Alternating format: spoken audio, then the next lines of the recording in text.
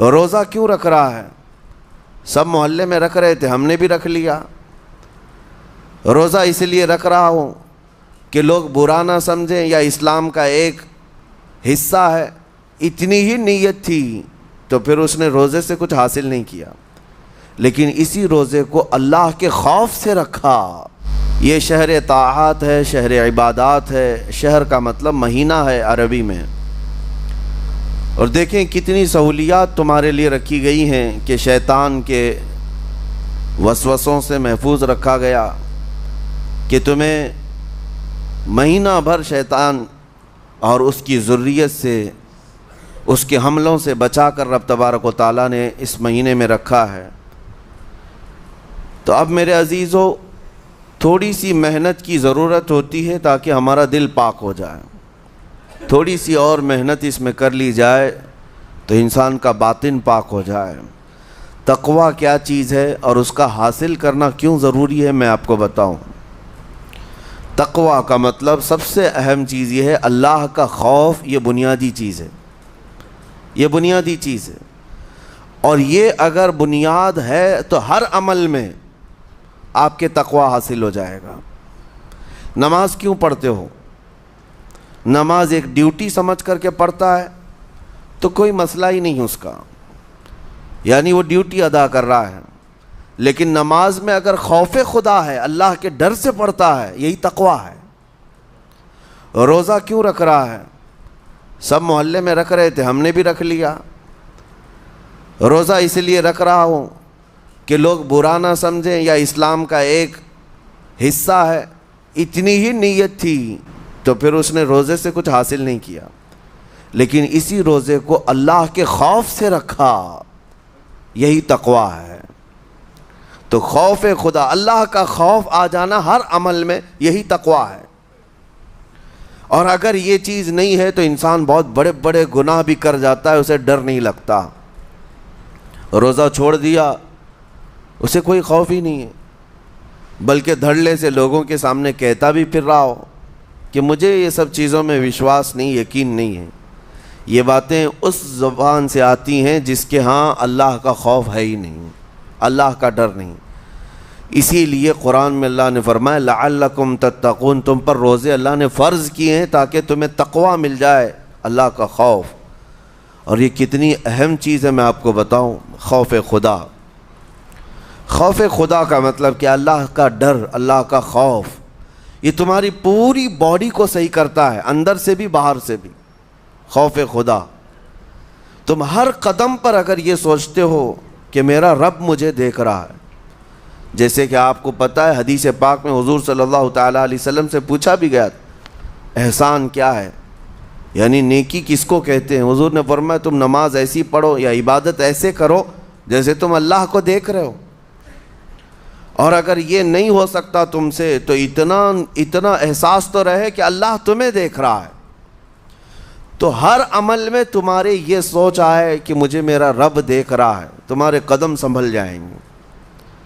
آج آپ مسجد میں بیٹھے ہیں، ادب سے بیٹھے ہیں، حالانکہ ایک آدھے گھنٹے کے بعد جسم کو پھیلنے کی حاجت ہونے لگتی ہے، تھوڑا پیر پھیلا لوں، پیٹھ کو ٹیک دے دوں، نہیں کرتے آپ، اس لیے کہ آپ کو احساس ہے کہ امام صاحب دیکھ رہے ہیں، مفتی صاحب دیکھ رہے ہیں، یا پھر مجمع میں لوگ دیکھ رہے ہیں۔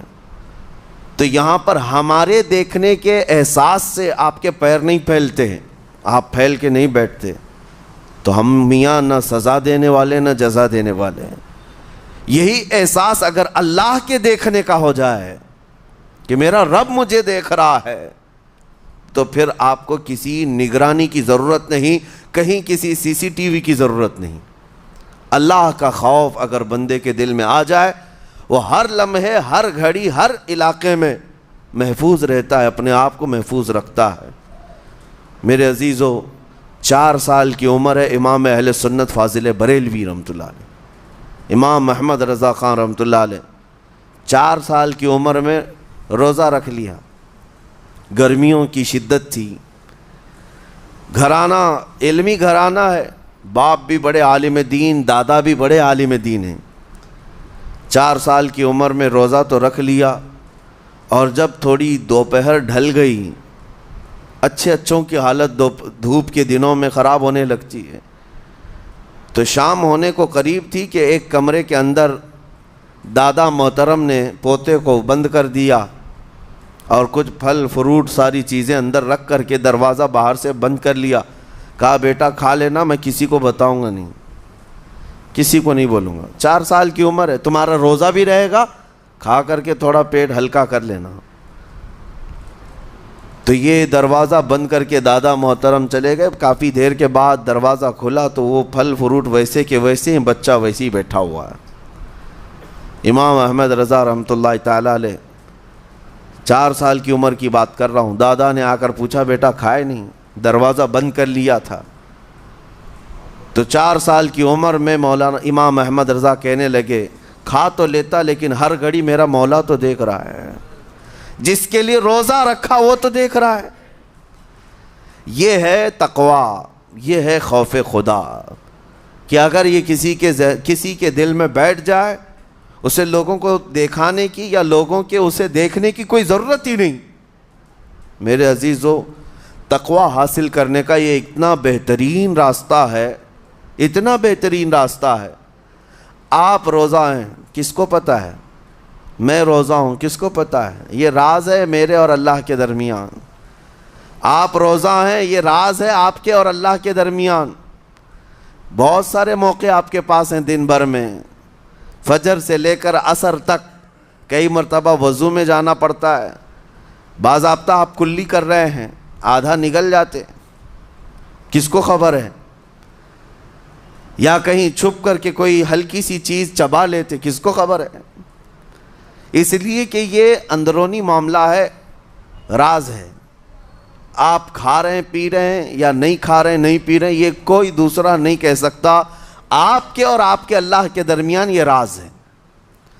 اور آپ بچے ہوئے ہیں، حلق سوکھا ہے شام کے وقت میں، اور پیٹ بھی پیٹ سے لگنے آ جاتی ہے. کام کرنے والے جانتے ہیں کہ شام ہوتے ہی روزے کا اثر کس قدر ظاہر ہوتا ہے. کام کرنے والوں کو زیادہ اثر پڑتا ہے، اے سی میں سونے والوں کو روزہ کہاں پتہ چلتا ہے.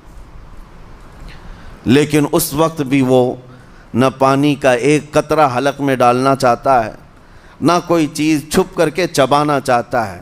مجھے بتاؤ میرے عزیزو، کیوں اپنے آپ پر یہ تکلیف اور اپنے آپ پر یہ زیادتی کر رہے ہو؟ آپ کو اندازہ ہوتا ہے یہ میں زیادتی نہیں کر رہا، نہ ہی اپنے آپ کو تکلیف میں ڈال رہا ہوں، یہ میرے رب کی رضا ہے، میں اسی پر قائم ہوں. اسی لیے فرمایا گیا کہ جب افطاری کا دسترخوان بچھتا ہے اور پہلے ہی آ کر کے لوگ بیٹھتے ہیں، اور یہ سنت بھی ہے، ایسے نہیں کہ بھاگتے بھاگتے آپ آئے، وقت ہوا کھجور لیے اور کھا گئے. افطاری کے وقت سے تھوڑی دیر پہلے بیٹھ جاؤ. تمہارے دسترخوان پر نعمتیں رکھی ہوئی ہیں، پھل بھی ہیں، میوہ جات بھی ہیں، کچھ کھانے پینے کی چیزیں بھی ہیں، ٹھنڈا شربت بھی ہے، دیکھتے ہوئے بیٹھے ہیں آپ، لیکن ہاتھ نہیں لگاتے ہیں. انتظار ہے وقت کا کہ ادھر سورج کے غروب ہونا ہے اور میری افطار ہونی ہے. اعلان سنتے ہیں، اذان سنتے ہیں، اس کے بعد آپ اٹھاتے ہیں، لیکن اتنی دیر تک آپ خاموش بیٹھے ہیں دسترخوان کے پاس، سارے لوگ دیکھتے رہتے. یہ وہ منظر ہے جس کو فرمایا گیا رب ذوالجلال بھی اپنے بندوں کو دیکھ رہا ہے. رب تبارک و تعالیٰ بھی دیکھ رہا ہے اپنے بندوں کو، اور سارے فرشتوں کو بلا کر میرا مولا اعلان فرماتا ہے یہ میرے بندے ہیں، دیکھو یہ شام کا وقت ہے، ان کے حلق سوکھ چکے ہیں، ان کے پیٹ میں بھوک کی شدت ہے اور ان کے سامنے اچھی نعمتیں پڑی ہوئی ہیں. اے فرشتوں دیکھو میرے ان بندوں میں سے کوئی بھی ان نعمتوں کو ہاتھ نہیں لگاتا، یہ صرف اور صرف میرے لیے بھوکے اور پیاسے ہیں. اور فرشتوں سے اللہ فرماتا ہے تم گواہ ہو جاؤ، ان کی حلق تر ہونے سے پہلے ان کے لیے میں نے جنت لکھ دیا. اسی لیے حدیث پاک میں ہے جب افطار کرتے میرے آقا صلی اللہ علیہ وسلم یوں ارشاد فرماتے ذهب الظمأ وابتلت العروق وثبت الاجر انشاءاللہ. پیاس بجھ گئی، رگیں ٹھنڈی ہو گئی، اور اجر اللہ کے ہاں پکا ہو گیا. یہ حضور پاک ہر افطار میں عرض کرتے تھے. میں آپ کو یہ عرض کر رہا ہوں کہ یہ چھپی ہوئی چیز، اسی کا نام تقویٰ ہے۔ آپ صرف اور صرف بچے ہیں اللہ کے خوف سے۔ اب سنو حدیث پاک، قیامت کے دن حساب و کتاب ہوگا اور جنت میں جانے کا پروانہ کچھ لوگوں کو مل جائے گا اور سب جنت کی طرف جا رہے ہوں گے۔ اس میں بہت سارے لوگ ہیں جو پل صراط پر چل کر کے جنت پہنچیں گے۔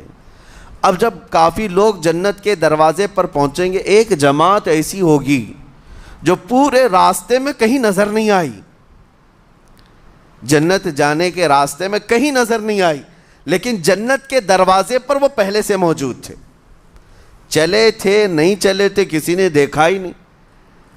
دوسرے جنتی ان سے پوچھتے ہیں اس جماعت سے کہ تم یہاں کیسے پہنچے اور یہ انعام کس بات کا ہے تمہارے لیے؟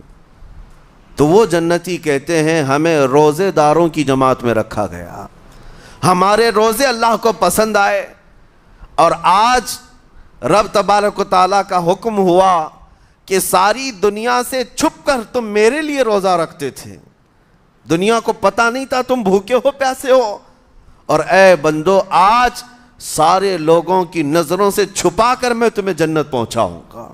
وہ ایک جماعت ایسی ہے جو راستے بھر چلتی ہوئی نظر تو نہیں آئی لیکن جنت میں پہنچ گئی، وہ روزے داروں کی ہے۔ آج یہ تقویٰ حاصل کرنے کا سب سے بہترین راستہ